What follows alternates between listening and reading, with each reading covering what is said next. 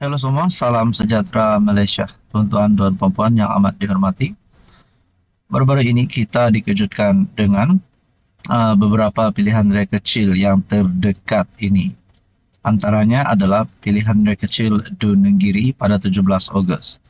Manakala satu lagi kerusi yang bakal menjadi rebutan, iaitu bagi Dun Mahkota. Tuan-tuan dan puan, rupanya dalam satu perkongsian melalui Amanah, Parti Amanah, yang kita tahu bahwa Parti Amanah adalah parti komponen di dalam PH dan juga di dalam gabungan Kerajaan Perpaduan. Ini satu pendedahan daripada Parti Amanah. Isunya ialah tiada kerajaan perpaduan di Johor, kata Amanah Keluang. Nah, persoalannya, adakah kerajaan perpaduan di Johor sudah bubar ataupun kerajaan perpaduan di Johor ini memang belum ada pembentukan. Nah, di sini satu perkongsian daripada Malaysia Kini bertarikh 15 Ogos. Amanah Keluang hari ini mendakwa tuntutan mereka ke atas kerusi Dun Mahkota yang kosong sekarang dibuat kerana di Johor belum ada kerajaan perpaduan dibentuk. Ketua Amanah Keluang, Muhammad Zuhan Muhammad Zain, berkata, isu mengenai calon yang akan mewakili kerajaan di Dun berkenaan belum dibincangkan para pemimpin parti.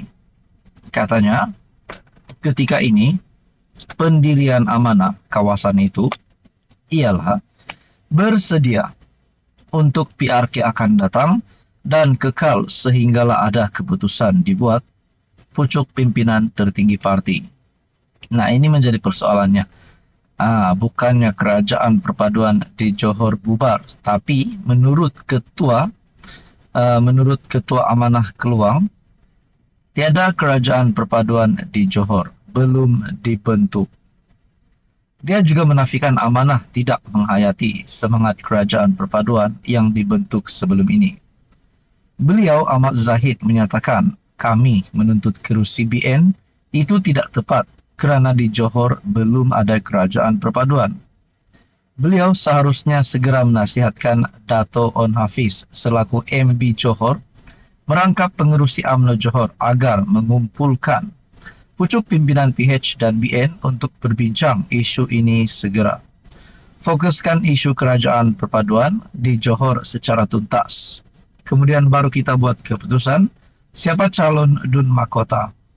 Jadi di sini bukan mungkin kalau nak cakap ada percanggahan ataupun perselisihan faham, rasanya belum lagi. Cuma Ketua Amanah Keluang hanya meminta pucuk pimpinan tertinggi supaya membincangkan perkara ini dengan lebih terperinci supaya ini mendapat penjelasan yang jelas kepada seluruh kepimpinan kerajaan perpaduan di Johor.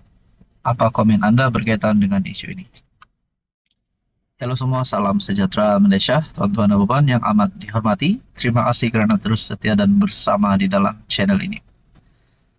Baru-baru ini Anwar Ibrahim sebagai Perdana Menteri ada mengumumkan berita baik berkaitan dengan ekonomi dan berkaitan dengan beberapa perkara baik. Contohnya berkaitan dengan isu hutang negara. Baru-baru ini PMX telah membuat satu berita gembira. Namun saudara-saudara, yang ini satu lagi kemenangan baru Anwar Ibrahim, dan ini pasti melumpuhkan, mematahkan dan mematikan semua cakap-cakap daripada kepimpinan yang memusuhi Anwar Ibrahim, yang cuba untuk jatuhkan Anwar, yang cuba untuk memfitnah Anwar, cuba untuk menumbangkan Anwar. Sudah pasti ada kenyataan kita dengar di media sosial agar Anwar ditumbangkan. Mahu Anwar letak jawatan. Namun saudara-saudara, Anwar Ibrahim sebagai PMX hari ini tidak melakukan sesuatu keputusan itu dengan suka hati, dengan tanpa memikir panjang. Dan pada akhirnya ini salah satu perkara yang membuahkan hasil dan pasti menjadi kemenangan baru Anwar Ibrahim. Membuatkan Anwar semakin kebal. Satu perkongsian daripada Harapan Daily bertarik 14 Ogos. Selepas JP Morgan, Goldman Sachs pula naik taraf pasaran saham Malaysia. Sebelum ini JP Morgan dilapor telah meningkatkan penarafan Malaysia kepada neutral selepas hampir 6 tahun negara berada pada tahap underweight susulan langkah berani kerajaan dalam membangunkan ekonomi. Saudara-saudara, sebelum ini ada pihak daripada kepimpinan pembangkang yang kata Anwar ini tak pandai dalam perdagangan, yang kata Anwar ini tak layak jadi PM. Ada yang kata sampai Malaysia ini akan hancur sekiranya Anwar jadi PM. Tapi kita dapat lihat ini bukan kehancuran, tapi ini kemenangan.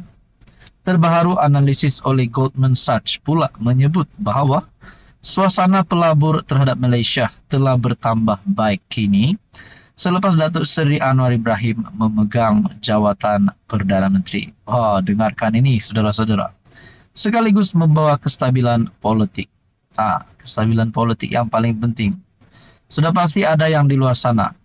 Mungkin rasa-rasanya lah. Termasuk seteru politik Anwar, yaitu Mahathir, mungkin Muhyiddin, Adi Awang dan siapa-siapalah pemimpin daripada pembangkang yang pernah mengeluarkan kenyataan agar Anwar Ibrahim dijatuhkan, tak layak jadi PM dan sebagainya. Tapi lihat, ini bukannya satu keburukan tapi berita baik untuk seluruh rakyat Malaysia. Menurut laporan utusan Malaysia, berikutan itu Goldman Sachs telah menaik taraf pasaran saham Malaysia kepada wajaran sama, iaitu equal weight. Berikutan sifat defensif pasaran tempatan apabila melibatkan kejutan luaran. Ekonomi Malaysia yang semakin teguh dan mata wang yang lebih kukuh juga meningkatkan keyakinan terhadap aset tempatan. Kata analisis itu, selain menyebut Singapura telah diturun taraf sebagai underweight. Pakar strategi CGS CIMB Chehan Pereira berkata, warga asing adalah penjual bersih saham Malaysia dalam 8 daripada 10 tahun lalu apabila skandal 1MDB dan pertukaran pemimpin menimbulkan kebimbangan mengenai ketidakstabilan politik. Mereka telah menjual saham bernilai AS 68 juta bulan ini. Kami melihat ini sebagai peluang belian yang jarang berlaku dalam saham Malaysia. Utusan Malaysia melaporkan saham-saham di Asia menyaksikan penjualan bersejarah pada Isnin minggu lalu disebabkan kebimbangan terhadap kemelesetan AS dan saham-saham berteknologi tinggi. Keadaan itu yang lebih ketara daripada yang dilihat di AS dan Eropah telah memaksa pelabur untuk menilai semula penglibatan mereka. Adakah ini satu perkara yang hanya Anwar Ibrahim mampu boleh buat dibandingkan dengan PM-PM yang lain, contohnya Muhyiddin dan Mahathir. Jadi saudara-saudara, adakah dengan ini Anwar Ibrahim layak untuk terus menjadi PM sehingga 10-20 tahun lagi? Makna kata, selamat tinggal Mahathir dan selamat tinggal Muhyiddin kalau perkara ini benar.